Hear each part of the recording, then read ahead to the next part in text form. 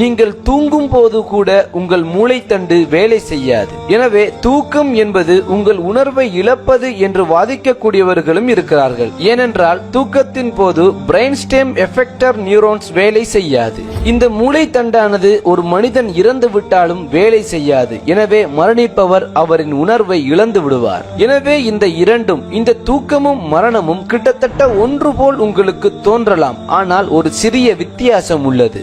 தூக்கத்தின் போது ஏற்படும் உணர்வு இழப்பை நீங்கள் திரும்ப பெறலாம். ஆனால் மரணத்தின் போது ஏற்படும் உணர்வு இழப்பை நீங்கள் திரும்ப பெறவே முடியாது. எனவே இந்த குறிப்பிட்ட காரணத்தை அடிப்படையாக கொண்டு டாக்டர் ஒருவர் மரணித்து விட்டார் என்று சொல்லும் போது அவர்கள் மூளைத்தண்டினுடைய நிலையை மட்டுமே வைத்து கூற வேண்டும், வேறெதையும் வைத்தல்ல. எனவே இதை 1400 வருடங்களுக்கு முன்னரே அல் குர்ஆன் விவரித்து கூறுகின்றது என்றால் நீங்கள் நம்புவீர்களா? தூக்கம் மரணத்தை போன்றதே, மரணம் தூக்கத்தை போன்றதே. அல்லாஹ் அல் குர்ஆனில் கூறுகின்றான்,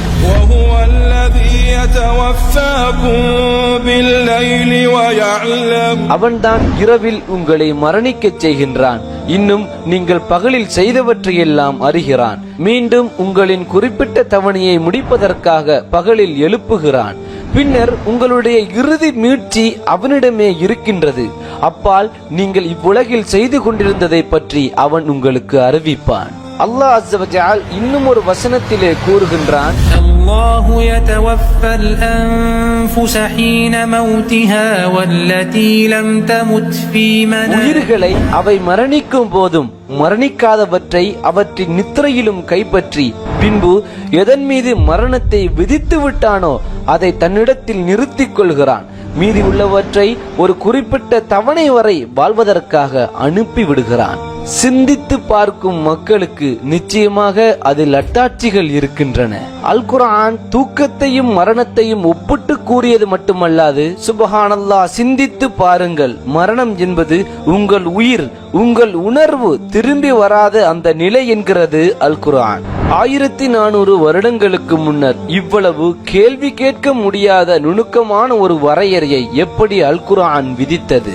மரணம் என்பது உங்கள் மூளைத்தண்டு வேலை செய்யாமல் இருப்பதே. அது இதயத்தின் துடிப்பை பற்றியதோ அல்லது ஒருவர் மூச்சு விடுவதை பற்றியதோ அல்ல.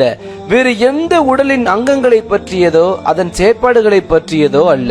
ஆம், உலகில் பல ஆயிரக்கணக்கான மக்கள் இறந்து விட்டார்கள் என கூறப்பட்டதன் பிறகும் கூட அவர்கள் உயிர் வாழ்வதற்கு அதிகம் வாய்ப்பு உள்ளது. இதனால் தான் முஸ்லிம்களாகிய நாங்கள் கூறுகின்றோம், மனிதநேயத்தின் அடிப்படையில் ஒரு டாக்டர் ஒருவர் இறந்து விட்டார் என்று கூற வேண்டுமானால் அவருடைய மூளைத்தண்டு முற்றாக வேலை செய்வதை நிறுத்திவிட்டதா இல்லையா என்பதை ஆராய்ந்தே கூற வேண்டும்.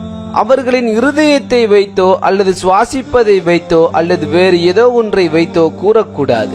எனவே நாம் தூங்கும் பொழுது பிரெயின் ஸ்டெம் எஃபெக்டர் நியூரான்ஸ் சிறிது நேரத்திற்கு அது செயலிழந்துவிடும். பின்னர் நாம் தூக்கத்தில் இருந்து எழுந்து விட்டால் அது மறுபடியும் வேலை செய்ய துவங்கிவிடும். இந்த கண்டுபிடிப்பானது 2008 டாக்டர் மெக்காலி மற்றும் டாக்டர் சின்டன் என்பவர்களால் ஸ்காலர்பீடியாவில் கூறப்பட்டது.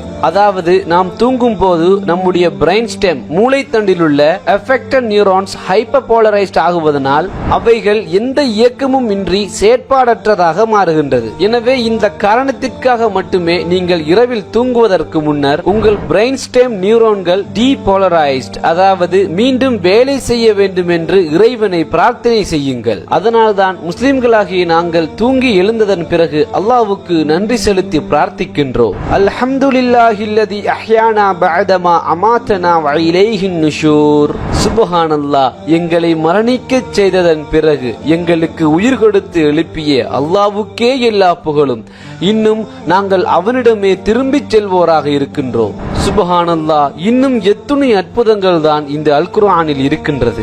1950 கூட மரணம் என்பது உங்கள் இருதய துடிப்பு நின்று விட்டாலோ அல்லது உங்கள் சுவாசம் நின்று விட்டாலோ அதுவும் மரணத்தின் அறிகுறியாகவே கருதப்பட்டது. நரம்பியல் விஞ்ஞானியான டாக்டர் ஜேம்ஸ் பெனாட் 2014 லைஃப் சயின்ஸில் அவருடைய பேச்சில் கூறுகின்றார், 1959 பிறகுதான் பிரெஞ்சு நரம்பியல் விஞ்ஞானிகளான மொரிஸ் கேலான் மற்றும் பியர் மொலரேட் என்பவர் என்பவர்களால் மரணத்திற்கான வரையறையே நரம்பியலின் அடிப்படையில் புதிதாக மாற்றப்பட்டது. ஏற்கனவே இருந்த இருதய நுரையீரல் வகைக்கு மேலதிகமாக நரம்பியலும் அதில் சேர்க்கப்பட்டது. உண்மையில் அவர்கள் இருவரும் அநேகம் பேர் உயிருடன் புதைக்கப்படுவதை விட்டும் காப்பாற்றி விட்டார்கள். அதாவது திரும்ப பெற முடியாத ஹியூமன் கான்சியஸ்னஸ், மனித உணர்வை இழப்பதே மரணம் என்றார்கள்.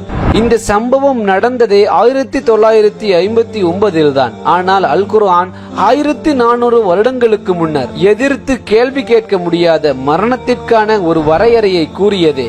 உங்களாலும் இந்த வீடியோவை பார்ப்பதற்கு முன்னர் கூட மரணம் என்றால் என்ன என்பதை துல்லியமாக வரையறை செய்து காட்ட முடியாமல் இருந்திருக்கும். அப்படி என்றால் இதை எப்படி அல் குர்ஆன் கூறியது? இதை நிராகரிப்போர் உண்மையிலே கண்கள் குருடானவர்களா அல்லது குருடானது அவர்களின் இருதயங்களா?